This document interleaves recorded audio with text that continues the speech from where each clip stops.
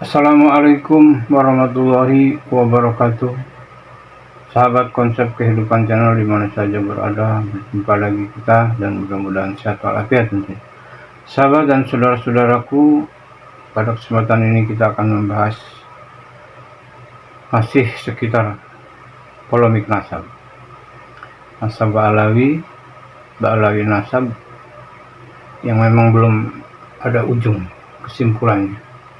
Hanya ramai di media sosial, koar-koar yang menyangkal koar-koar, kita yang menyuarakan juga koar-koar. Kesimpulannya tidak ada, karena belum ada pemerintah atau negara ikut campur dalam permasalahan. Dan kemudian ada satu kabar atau berita atau kabar angin bahwa Rabita Alawiyah akan melaporkan Kiai Haji Imaduddin ke pihak hukum. Jadi akan melaporkan ini ke kepolisian atau pokoknya ke pihak hukum. Dan banyak orang yang setuju dan saya pun setuju ya. Jadi memang Rabita Alawiyah harus bertindak, karena katakanlah nasabnya digugat, merasa tidak terima, ya silakan dilaporkan ke polisi, ke penegak hukum. Itu jalan satu-satunya. Dengan alasan atau dengan pasal penyemaran nama baik atau apa, ya silakan saja. Dan itu sangat baik. Itu emang jalan terbaik itu. Nanti pihak penegak hukum yang akan menangani permasalahan. Dan kemudian Kiai Haji Abdul Razak juga menyetujui. Dan beliau berpendapat memang seharusnya Rabita Alawiyah yang melakukan pelaporan kepada penegak hukum agar permasalahan ini atau permasalahan nasab ini berkesimpulan. Jadi berkesimpulan artinya kalau memang nasabnya kuat dengan bukti-bukti otentiknya, ya berarti kita harus mengakui bahwa Ba'alawi adalah berketurunan kepada Rasulullah atau memang keturunan Rasul. Dan kalau tidak kuat, template, ya pihak Rabita Alawiyah, Ba'alawi harus menerima bahwa memang bukan keturunan Rasulullah. Itu kan pasalnya itu saja. Nah, sahabat dan saudara-saudara di mana saja berada, untuk lebih jelasnya kita dengar pendapat Kiai Haji Abdul Razak ya tentang permasalahan ini atau tentang Rabita Alawiyah ini yang akan melakukan atau melaporkan ke penegak hukum tentang masalah nasab Ba'alawi, dan bagaimana pendapat dan pemaparan Kiai Abdul Razak. Kita dengarkan, kita simak baik-baik. Ini penting agar kita bisa mengetahui dan bagaimana caranya ya. Yuk kita simak, dan jangan lupa di like, di subscribe, dan di komen. Bagi yang sudah subscribe, saya ucapkan banyak terima kasih. Mudah-mudahan Allah beri segala kemudahan, Allah lancarkan rezeki, dan Allah beri umur panjang dan bermanfaat. Amin ya rabbal alamin. Yuk kita simak video berikut ini.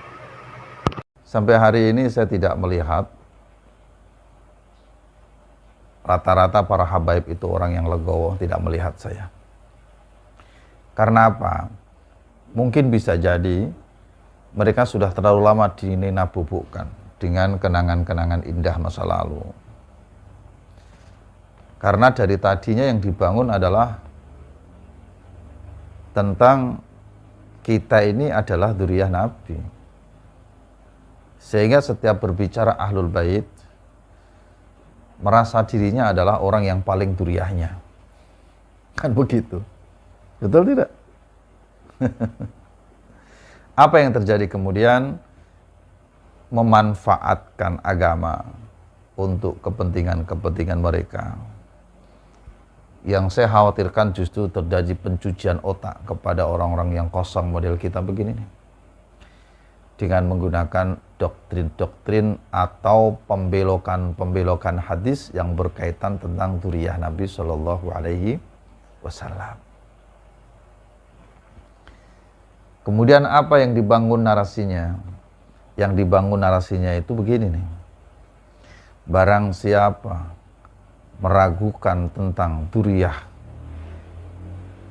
Nabi, tidak percaya, memutuskan, maka dia tidak percaya adanya aulia Allah, yaitu para wali-wali Allah, yaitu para kekasih-kekasihnya Allah. Nah, barang siapa tidak percaya kepada aulinya Allah, maka dia tidak percaya kepada kebesarannya Allah. Atau bahasa yang sejenis lah ya. Barang siapa tidak percaya kebesaran Allah, maka dia berarti menolak, berarti dia bermusuhan atau memusuhi Allah. Barang siapa memusuhi Allah, maka dia seolah-olah mengajak perang. Wah, yang diajak perang Allah lagi. Begini nih yang saya khawatirkan. Apa yang terjadi? Ya kelepek-kelepek. Orang-orang kosong model kita zaman dahulu kan kalau sudah di waktu begini kan kelepek-kelepek. Sudah tidak bisa bergerak dan berkutik. Apa yang terjadi kemudian? Kita anggap seperti dimaksum oleh Allah. Dan yang sampai hari ini terjadi adalah kemudian timbullah perilaku kesemena-menaan dari para oknum-oknum habaib. Kan begitu.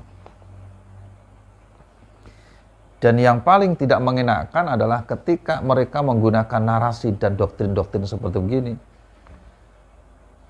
Dari zaman dahulu, para alim, para ulama, guru-guru kita, dari mulai Mbah Syekh Nawawi Banten, kan begitu biasanya. Dari Hadratus Syekh Mbah Khalil Mangkalan, dari Hadratus Syekh Mbah Hasyim Asy'ari, dari Hadratus Syekh Mbah Mun Sarang, kan biasanya begitu yang dipakai, yang digunakan nama-nama kebesaran guru-guru kita. Yang kalau kita mendengarnya sudah kelepek-kelepek kita. Tidak ada mereka yang berani untuk mengoreksi nasab para habaib. Ini orang baru kemarin, baru punya kitab 1, 2, 3. Sudah berani mengoreksi nasab habaib. Kata-kata itu didengar oleh orang-orang yang polos model kita. Apa yang terjadi adalah su'udzon. Prasangka buruk seolah-olah kiai-kiai yang meragukan nasab mereka adalah kiai-kiai yang su'ul adab kepada guru-gurunya. Betul tidak? Padahal kalau kita mau jujur, saudaraku yang baik, saudaraku yang budiman dimanapun berada, zaman dahulu dan sekarang itu kenyataannya beda. Dulu saya temui zaman saya masih kecil ya. Kalau ketemu habaib itu bawaannya adem, ayem, tentrem, enak, alim, nasihatnya itu mencerahkan. Dulu ada habaib yang di daerah kita itu, namanya Syekh Hamzah Ash-Shato. Itu beliau saja saking tawadhu'nya kepada kiai-kiai yang ada di daerah, ada di kampung saat itu, nggak berani mendirikan pesantren. Yang beliau dirikan itu masjid untuk berkumpulnya para jamaah untuk sholat bersama. Bukan apa-apa, bukan karena beliau tidak punya ilmu, alim, beliau ini hafidz Quran. Tapi karena tawadhu. Susah dibayangkan lah bahasanya lah. Kepada para kiai, para alim, para ulama di kampung setempat. Apa yang terjadi? Para kiai, para alim, para ulama di kampung atau di daerah dimanapun berada itu, mereka itu punya prinsip. Ketawadhuan itu menjadikan hati kita meleleh dan harus dibalas dengan ketawadhuan yang sama. Sehingga tidak ada alasan bagi mereka untuk memungkiri, mengingkari tentang nasab mereka. Ditambah lagi dengan sukhrah wal iftadah, mereka sudah meyakini masyhurnya. Mereka sudah berhusnudzon masyhurnya. Mereka itu adalah orang-orang yang alim, yang tawadhu, adalah pantas sebagai dzurriyyah Nabi sallallahu alaihi wasallam. Tapi yang sekarang terjadi kan beda. Mengaku dzurriyyah Nabi, congkaknya melebihi kecongkaan yang paling congkak. akhlaknya tidak terjaga, lisannya menyakitkan hati, tutur katanya memprovokasi. Tidak enak diomongin lah. Kan semua bisa melihat sendiri itu yang ada di YouTube. Apa yang kemudian terjadi? Ulama-ulama kiwari, ulama-ulama zaman sekarang kan bertanya-tanya, apa benar sih orang model begini ini duriyah Nabi? Ditambah lagi dengan masalah pernasapan itu sudah ada sejak dari zaman bahula. Sudah ratusan tahun, bahkan ribuan tahun yang lalu. Akhirnya para ulama-ulama yang punya keberanian dan alim alama, punya ilmu inilah, mereka membuka kembali kitab nasab dan benar ditemukan bahwasanya duriyah Sayyid Ahmad bin Isa tidak ada ditemukan di kitab-kitab yang tahunnya mendekati tahun saat seorang putra beliau yang disebut sebagai Ubadillah atau disebut sebagai Abdullah. Itu kan diselidiki, dikaji ulang. Akhirnya saya menamakan itulah yang disebut dengan khasanah ilmu. Timbullah keputusan sekarang, sebagian menganggap rungkat, munqati', tidak tersambung, tidak ada, diada-adakan. Bahkan dalam beberapa kitab itu tersambung melalui mimpi yang seperti pernah saya sampaikan dulu. Beda zaman. Dan itu biarkan saja sebagai hasanah ilmu pengetahuan. Maka yang lebih bagus adalah jika memang ada orang yang merasa dirugikan atas kajian-kajian yang ada, anggap saja kajian Kiai Imaduddin, maka mestinya dia sanggah dengan ilmu. Atau kalau tidak, ya sudah saja laporkan Kiai Imaduddin ke kantor polisi. Itu yang saya tunggu-tunggu dari dulu. Makanya, maaf ya, kemarin itu ketika ada surat somasi ya, saya pernah dengar katanya ada orang yang aktivis nasab yang disomasi itu, saya senangnya minta ampun itu. Sampai teman saya mau syukuran, mau nyembelih mentok itu. Ya karena memang permasalahan ini harus diselesaikan kedua tempat. Satu, di pengadilan, dan itu pintu masuknya saya anggap dari somasi tadi. Tapi hanya kuciwa, kecoa. Apa kecoanya? Ternyata somasinya itu adalah hoak. Tanda tangannya katanya dipalsukan dan lain sebagainya. Masya Allah, kecewa deh. Tapi kami dengar katanya ada laporan dari sebagian duriyah Wali Songo terhadap oknum habaib atas penyebaran fitnah atau hoak, nggak tahu, yang katanya laporannya sudah masuk ke kantor polisi. Ya mudah-mudahan saja pintu masuk ini bisa menjadi pembuktian diterima oleh semua pihak. Benar enggak kesahihan, kebenaran tentang tersambungnya Ba'alawi sampai ke Kanjeng Rasulullah SAW. Karena itu satu-satunya itu bisa meredakan hal ini. Atau yang kedua adalah keterlibatan pengurus besar Nahdlatul Ulama. Jadikan ini bahan kajian Bahthul Matsail, undang para alim, para ulama yang ahli nasab, ahli sejarah, bil khusus tarikh Islam, lalu adakan kajian di situ. Kemudian fatwakan hasilnya. Teruskan ya. Sehingga atas dasar ketawaduan itulah mereka ya tidak mungkin mengungkit-ungkit nasab orang-orang yang baik, orang-orang yang tawadhu. Karena tadi dasarnya adalah husnudzan, syuhrah wal iftifadah. Jadi zamannya sekarang sudah beda. Makanya sering saya katakan, tulis ya dengan tinta yang sangat tebal, biarkanlah kebenaran itu menemui jalannya. Allahumma shalli wa sallim wa barik alaihi. Kenapa sih timbul permasalahan ini? Ya tadi dipicu dari akhlak-akhlak yang mengaku sebagai duriyah Nabi, ya oknum saja ya, tetapi tidak mencerminkan tentang datuk dan leluhur-leluhur akhlaknya yang mulia. Ditambah lagi dengan saya dengar informasi ada seorang oknum habaib yang menikah cukup dengan menggunakan telepon, Masya Allah. Dan banyak hal kadang-kadang ini kalau kita dengar menyakitkan hati. Jadi kita umat Islam yang tersakiti karenanya. Seolah-olah agama itu dilecehkan kan kalau sudah begini. Dan yakin saya, kalau seandainya guru-guru kita melihat kenyataan hari ini pun, mereka juga tidak akan diem, enggak. Saya yakin itu. Saya yakin. Mereka pun nangis di alam barzahnya sana. Mereka pun nangis di alam arwahnya sana. Melihat kenyataan hari ini yang begitu rapuh orang-orang yang mengaku sebagai duriah Nabi. Tapi justru akhlaknya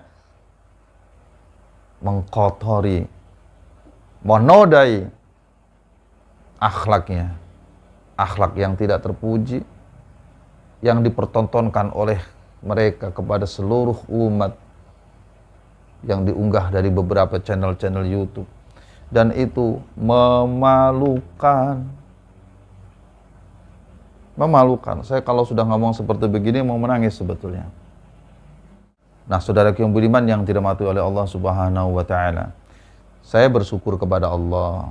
Akhirnya Allah membuka jalan kepada kita semua, bil khusus melalui lisan, melalui ilmunya Kiai Imaduddin, untuk berani menyelidiki, mempertegas, menanyakan kesahihan nasab mereka sampai kepada Rasulullah SAW. Biar dunia tahu benar nggak orang-orang yang akhlaknya tercela ini pantas sebagai duriah Nabi, supaya mereka tidak menodai Rasulullah Muhammad SAW yang tentunya pasti melecehkan dan menodai agama.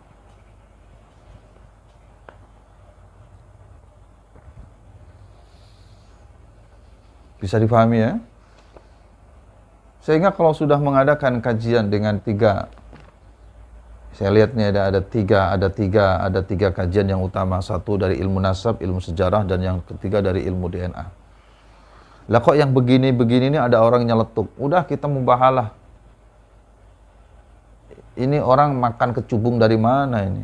Ini orang kesambet dari mana ini? Mereka tidak faham tentang kaidah-kaidah dan dasar-dasar mubahalah, ujuk-ujuk mengajak mubahalah. Akang, Ujang, ini bukan masalah mubahalah.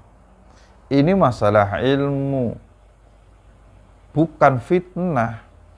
Jika memang ada yang merasa dirugikan, tidak terima, maka dua hal tadi lakukan. Satu, laporkan Kiai Imad kepada polisi.